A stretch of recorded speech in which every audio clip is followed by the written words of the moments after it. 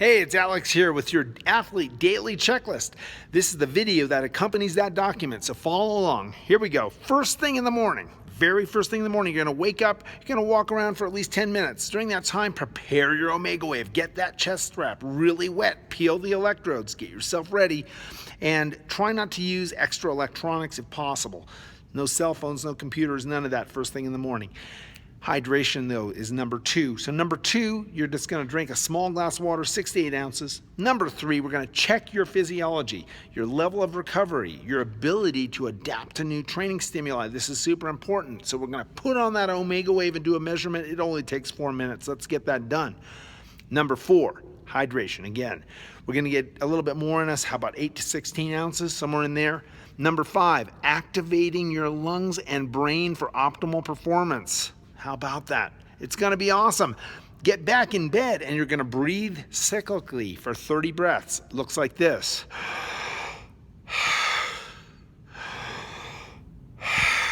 I'm not forcing anything. I'm going to do it 30 times. Then the last 2, I'm going to go real deep. And on that second one, I'm going to let the air out and I'm going to put on a timer and I'm going to see how long I can hold my breath with no air in my lungs. You're going to not force it. You're going to be lying in bed. You're going to be totally relaxed as you do this. And you're going to go maybe push it just a little bit, click that timer, see how long it is, record that time, and do it 3 to 6 cycles. All right, after that, we got our morning stretch.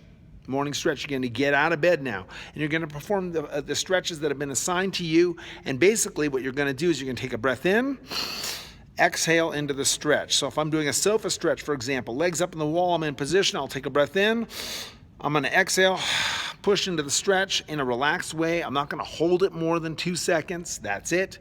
And that will be that. After we're done with all that stretching and everything, I want you to sit for 5 minutes and meditate. That's going to be an advanced thing. So if you haven't been taught how to do that part yet, then you better contact me so we can get that part done too. Because the meditation, we're going to just totally relax. We're going to get our mind set and prepared for the day's training.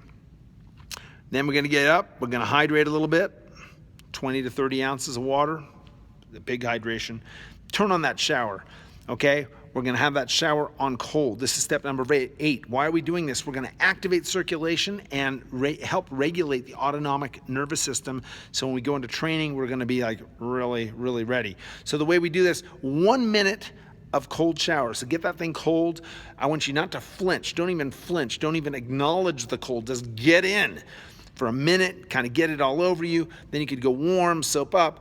A minute cold again, warm, and then 1 more minute cold. So you have 3 minutes total of cold, and you're going to finish on that cold note.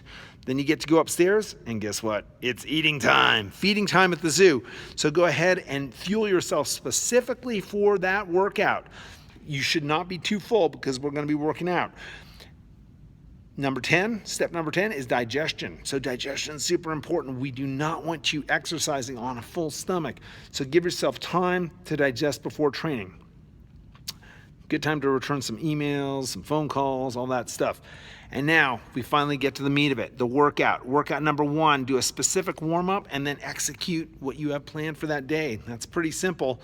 After you're done with the workout, step number 12 is doing some recovery. So what's that going to look like? It's going to be cold water immersions, some compression, legs up, maybe some light stretching. You can do all those things just depending on what you need, but do something. Never leave out the recovery. You hear me? Okay, number 13, you get to eat again. Yeah.